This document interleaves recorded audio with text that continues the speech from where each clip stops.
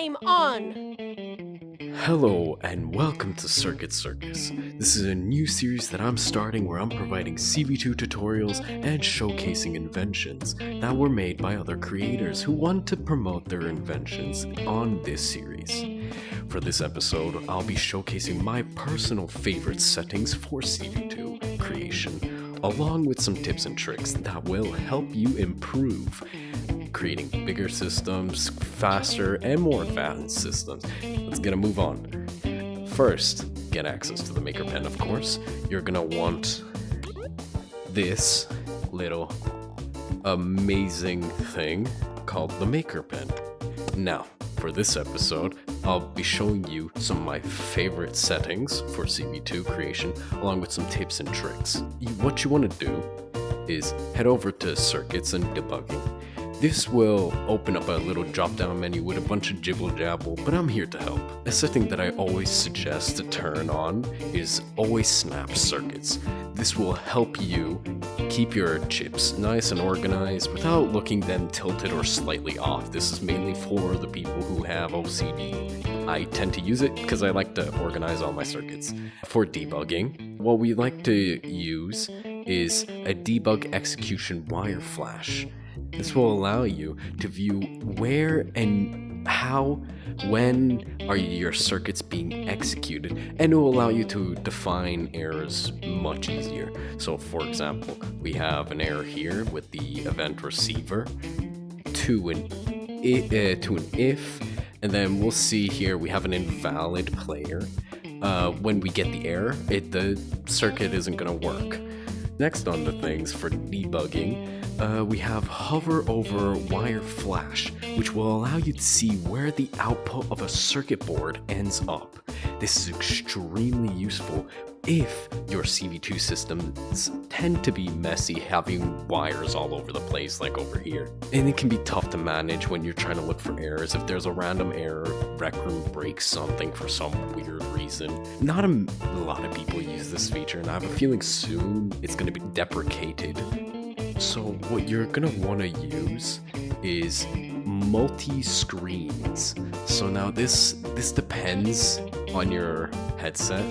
So if you're PCVR, most likely you would be using this because you don't lag when you use it. But on Oculus, you do lag a good bit when you use it, and it's a bit impractical, but still a nice feature to use.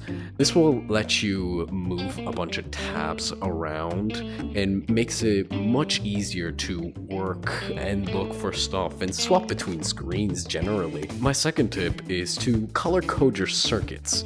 Now, what I tend to do is I like to color code them based on the system that they're doing. So for example, we have one big system, and then we have a bunch of subsets of a sort. I'll probably provide an example over here somewhere. So it's just red, blue, green, whatever color, whatever you think represents your system, and like a color that represents it. Okay, trick one. Editing your circuits via the Connect tool. Now the Connect tool has this very unique feature where if you click and hold the Connect tool at an execution board, which will allow you to play that circuit. Amazing feature, lifesaver.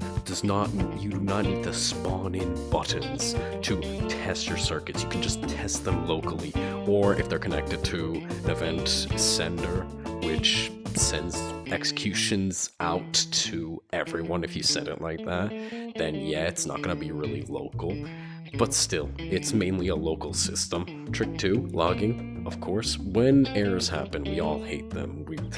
God, I hate that noise so much. But it can be really helpful in identifying. And now there's a little feature that isn't talked about much, where you can open up your menu on your Maker Pen. There's a little log tab.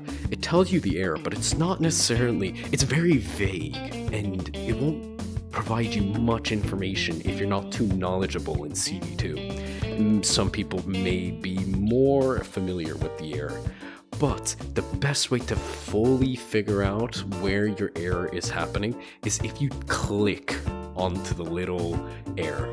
Now, what will happen here, as I show an example somewhere up here, I don't know where things are going to be. It will highlight where the error is happening. Now, this is a feature inside of Unity in general, because there's visual scripting in Unity for those who use Unity. If you do wish to learn CV2, I do have a link, which will probably be down in the comments, not gonna lie, or description, depends. Hey, what will YouTube allow me to do? Where you can get real-time teachings, very, very in-depth. I have my whole class plan just pasted up on the Discord. If you want to get better at building, we also have MBA, Medieval Building, where you can learn how to build in a medieval style. Check them out. It's a wonderful class. I took it myself and I learned a lot. That'll be all for this video. Hope to see you in another Circus episode, and we'll see you later. Oh god, that was cringe.